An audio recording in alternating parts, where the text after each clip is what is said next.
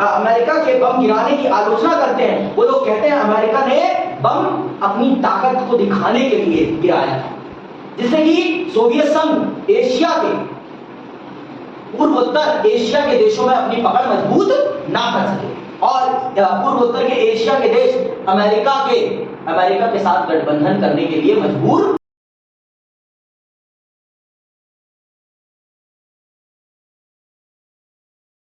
जहां पहले विश्व युद्ध ने दुनिया को दहलाया था, वहीं दूसरे विश्व युद्ध ने तो दुनिया को एकदम तोड़ दिया।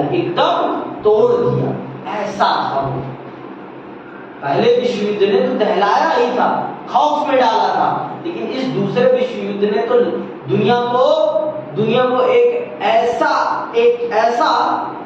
प्रहार दिया जिससे दुनिया को निकलने में एक लंबा समय लगा। समझ में आई बात? एक बहुत ही ज्यादा लंबा समय लगा इस दर्द से निकलने के लिए। क्यों? क्योंकि इस युद्ध की समाप्ति के लिए जिस हथियार का प्रयोग किया गया था ना, उस हथियार ने दुनिया पर एक बहुत ही गहरी छाप छोड़ी, एक बहुत ही गहरा घाव छोड़ा, जिसे भरने में 2 से 3 सदियां लग गई। इसीलिए ये दूसरा विश्व युद्ध प्रथम विश्व युद्ध से कहीं गुना ज्यादा भयावह था, कहीं गुना ज्यादा भयावह था। समझ में आई बात? आगे सुनो। दूसरे विश्व युद्ध की समाप्ति से ही शीत युद्ध की शुरुआत हुई। अगस्त 1945 में अमेरिका ने जापान के 2 शहर हिरोशिमा और नागासाकी पर परमाणु बम गिराए और जापान को घुटने टेकने पड़े।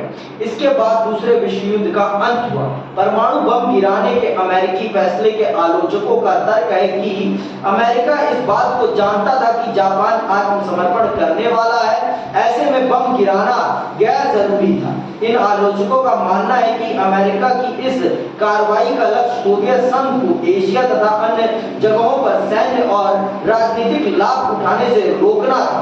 वह सोवियत संघ के सामने यह भी जाहिर करना चाहता था कि अमेरिका ही सबसे बड़ी ताकत है। अमेरिका के समर्थकों का तर्क था कि युद्ध को जल्दी से जल्दी समाप्त करना तथा अमेरिका और साथी राष्ट्रों की आगे की जनहानि को रोकने के लिए परमाणु बम गिराना जरूरी था।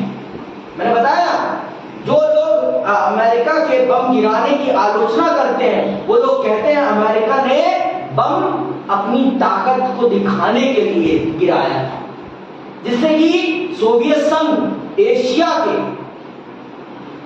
पूर्वोत्तर एशिया के देशों में अपनी पकड़ मजबूत ना कर सके और पूर्वोत्तर के एशिया के देश अमेरिका के साथ गठबंधन करने के लिए मजबूर हो जाए।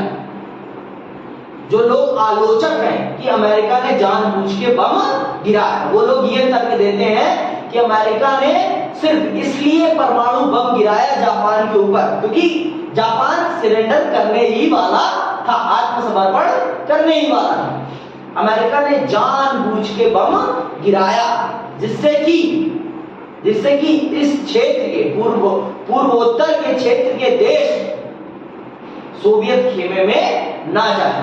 वो डर के खौफ के मारे जानबूझ के अमेरिकी खेमा ज्वाइन करें। लेकिन जो अमेरिका के समर्थक हैं, अमेरिका के बम के गिराने के समर्थक हैं, वो ये तर्क देते हैं कि युद्ध को जल्दी से जल्दी टालने के समाप्त करने के लिए अथवा और जनहानि को रोकने के लिए और अधिक जनहानि को रोकने के लिए बम को गिराना बहुत जरूरी था।